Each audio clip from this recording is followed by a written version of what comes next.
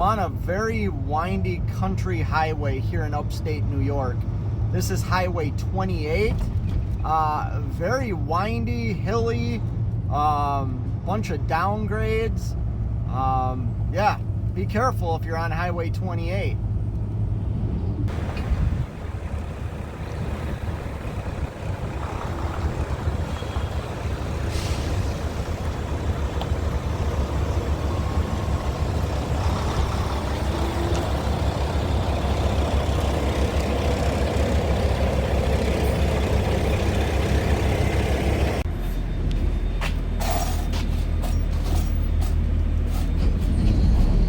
Let's talk a little bit what I'm going to do the next couple of days. Today's Wednesday. Now I have to pick customer freight up on Friday out here on the East Coast, and I do this all the time. I'm going to actually call this vlog the East Coast Shuffle, just because I do it all the time and it's very familiar to me. I usually haul customer freight from Minnesota or Wisconsin out here to the East Coast. Well, that's what I did this week. I picked up a load Monday that delivered today, Wednesday, early in the morning to upstate New York, right on the border of Vermont. And before I came out here, I got a hold of brokers that I work with to see what they had, and I ended up booking 2 spot market loads for very good revenue. And that's what I try and do when I come out here to the East Coast, is I try and haul low mileage freight for, like, you know, if it's 200 miles, $1,000. If it's 250, I like to see 1,050. And you know what? I'm able to do that all the time when I come out here on the East Coast. I'm currently in a dock getting loaded with a load that delivers right away tomorrow morning. I believe 6 o'clock in the morning. Then I pick a load up tomorrow afternoon that delivers right away Friday in Connecticut. I'm going from upstate New York to New Jersey to Connecticut, and it sets me up perfect for my Friday customer load. So yeah, just thought I'd tell you what I got planned the next couple of days. So this is where I'm getting loaded. There's a river running right down here. There's a person kayaking way over there. You can't see them. But yeah, this is absolutely gorgeous.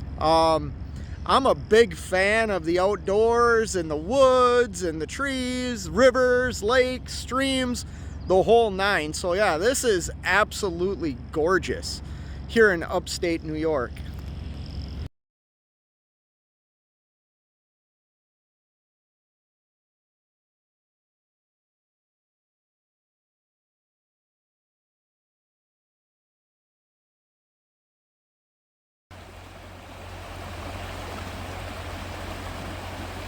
Well, I gotta start bringing my fishing pole with me. This is Chenevis Creek here in New York.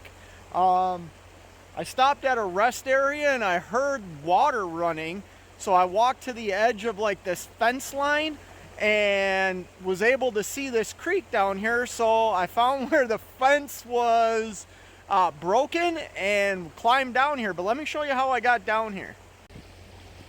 So this is how I have to get out of here. I slid down this hill to each tree to stop me from going all the way down into Chenevis Creek. I guarantee you there's fish in this creek. There's a deep hole right here. This running water like this brings food down to them, and a trout can just sit like right in there if there's a deep pocket.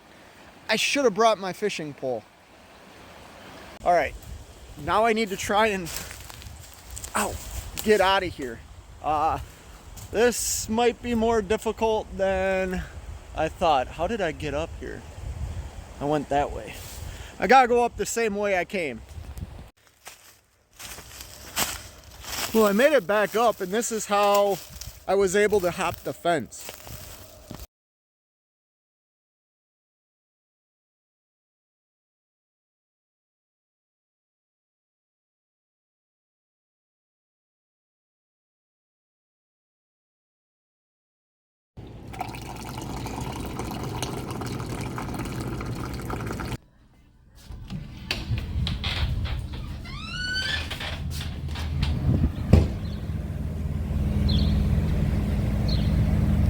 Well, good morning from, where the hell am I?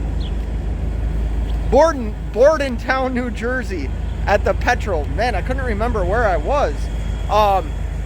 Absolute S show here last night. So real quick, I reserved a parking spot. And I called ahead and said, hey, you have security, right? Every time I've been there, I've seen security drive around here. So if I pay for a spot, you'll have a spot for me. They said yes. Obviously, that wasn't the case. I got here, there was no reserved parking available. So I parked at the very last, fuel pump, but it wasn't the fuel pump. Do you understand what I'm saying? You know, like how they have that last fuel pump and then that drive area where you can turn around?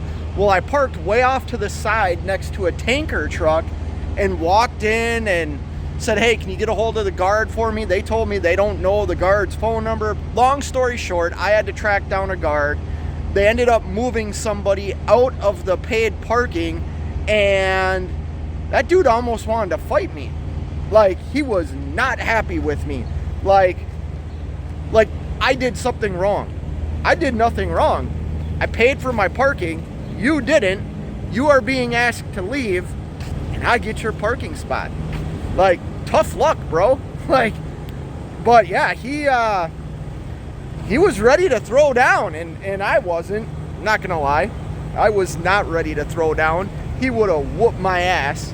He was a lot bigger than me. Especially if he got a hold of me. If he got a hold of me, I would have been done. But yeah, I showered. Now I need to get to my delivery. So I'll catch y'all later. Well, there's trailers in these two docks, and I was told either dock 16 or dock 17. So I'm gonna walk up here and see if anybody's here yet.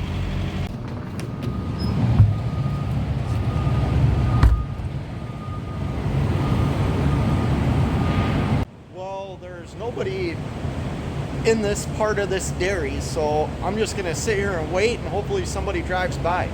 Well, I'm back in the truck because I was able to track somebody down inside that big dairy warehouse. And I found out they don't start receiving until 7:30 in the morning, and the spotter doesn't show up until about 8 o'clock in the morning to move the trailers out of their two receiving doors, which are door 16 and door 17.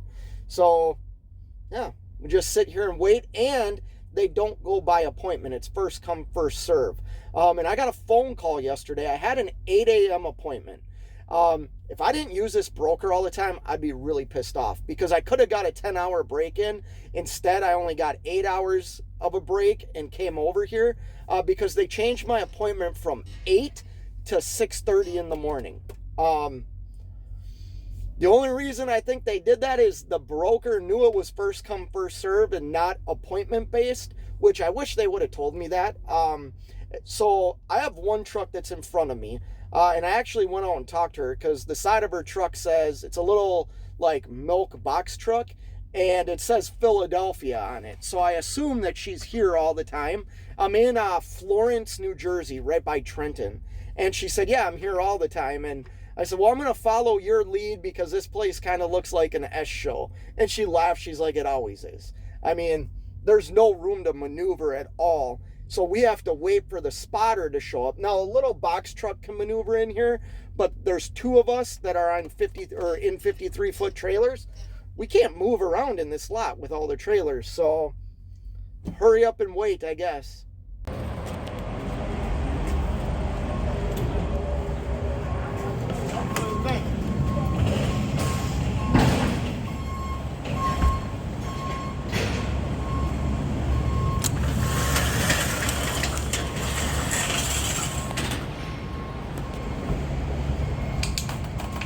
Well, I finally got a dock door.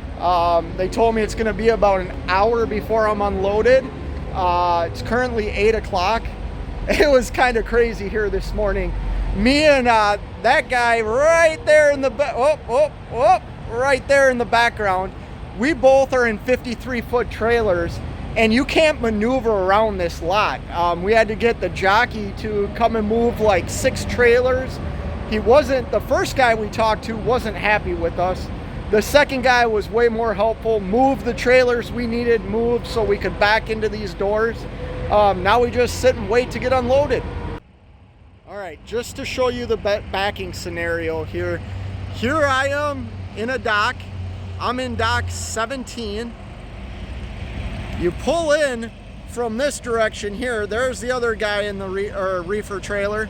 And then you turn, or you drive straight through here to back up to these docks right here.